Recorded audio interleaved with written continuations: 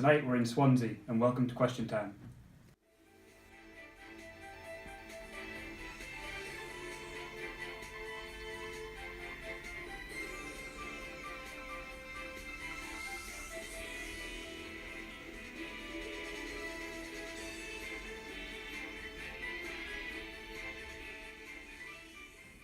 On our panel tonight we have Business Secretary Greg Clark, Hey. Mark Shorrock, the owner of Tidal Lagoon PLC, Hello. and MP Charles Hendry. Hello.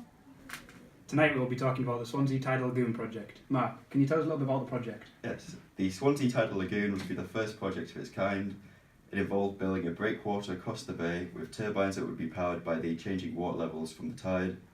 This would have been able to power around 155,000 homes each year. We had hoped to use this as a pilot project to build more tidal lagoons around the country and possibly even More questions from the audience. Over there. Can you tell us your name, your question, and who you'd like to ask the question to?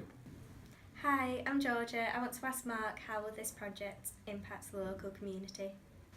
During the construction of the project, around 2,200 people would have been employed, which would have been a real boon for the local economy, with the benefits continuing after the construction is completed, with the construction of a visitor centre and sporting events being put on in the lagoon, which would have brought tourists to the area. Where would the funding come from this project? The project was going to cost around 1.3 billion, with around 461 million coming from the Welsh Government through a £200 million loan and a 261 million investment through equity funding. The rest was going to be funded by private investors such as Infrared Capital and Good Energy. So firstly, we need to acknowledge the fact that this tidal lagoon is going to be the first out of 6 proposed tidal lagoons with an expected overall cost of at least £50 billion. It will cost the average British household up to an additional £700 between 2031 and 2050.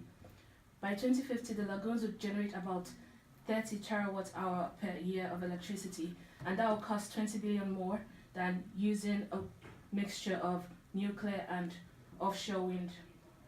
Securing our energy needs into the future has to be done seriously, and when much cheaper alternatives exist, no individual project and no particular technology can proceed at any price. Hi, what's your name and what's your question? Hi, I'm Dennis, and I want to ask Mark that, because the project didn't get a marine licence, what's the effect on local wildlife? After carrying out an environmental impact assessment, we decided there would be little harm to the local wildlife with the turbines having enough space to allow the fish to pass through. We would also carry out a capture and release programme for the wildlife around the site, with new habitats being built to replace those damaged by the construction. We're now going to ask the audience upon whether they think the project should go ahead or not, and if you're at home, feel free to get in touch via social media using the hashtag BBCQT, and we'll be back right after the short break.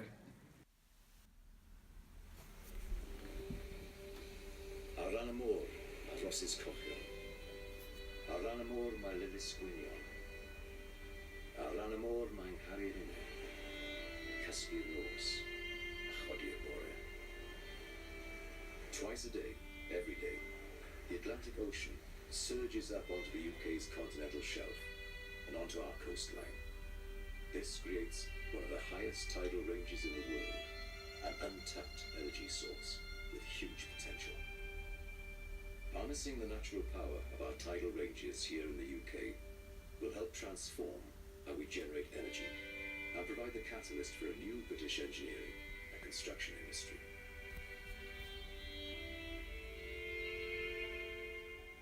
This is Swansea Bay.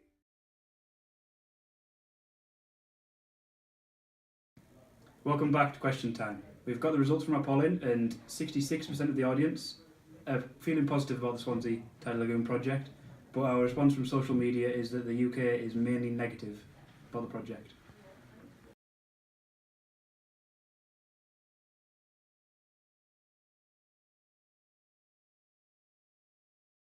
Can you tell us your name, your question, and who you'd like to ask the question to? Hi, I'm Bill, and I want to ask Mr. Hendry, how do you know the technology will work? Because it has worked before, but in different forms. Tidal lagoon are similar to tidal barriers. It also uses turbines that are comparable with wind turbines, and bulb turbines that are used in tidal lagoon, which are the ones that are used in dams, such as the ones that used to power the hydropower plants that are using rivers. The power The project will generate power 3 different ways: ebb generation, flood generation, and a mixture of both, which uses the ebb generation, which uses the outgoing tide to generate, and the flood generation, which uses the incoming tide to generate electricity. And the mixture of both is slightly less efficient, but it requires a lower head to generate electricity. Also, this tidal power has a big history.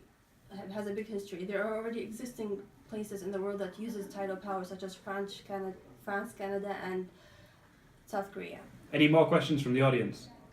Is my house going to get flooded? Will there be a chance of flooding? No, in fact, the lagoon will be built in such a way the risk of flooding to local communities will actually be reduced, as we will be able to manipulate the water levels to keep the water levels in the bay lower in times of surge. Could this affect other coastlines nearby?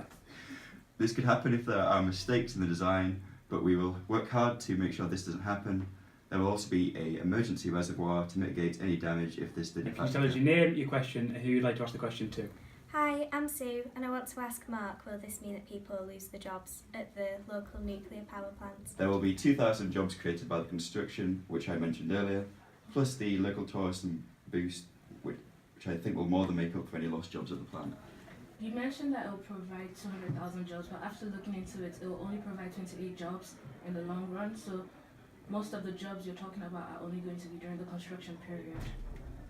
But the Tidal Lagoon project is around about £20 per megawatt per hour cheaper than the current nuclear plant. But there is a new proposed one, and that is going to be even cheaper than the Tidal Lagoon one.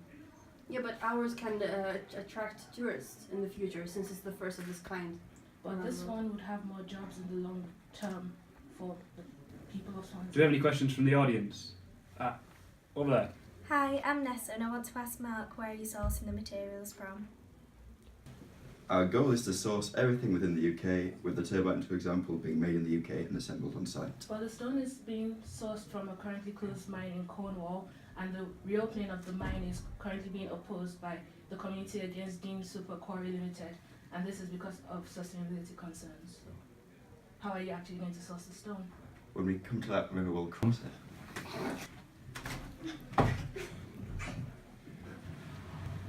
I guess that means we're done with that. Right, well, thank you for watching. Bye.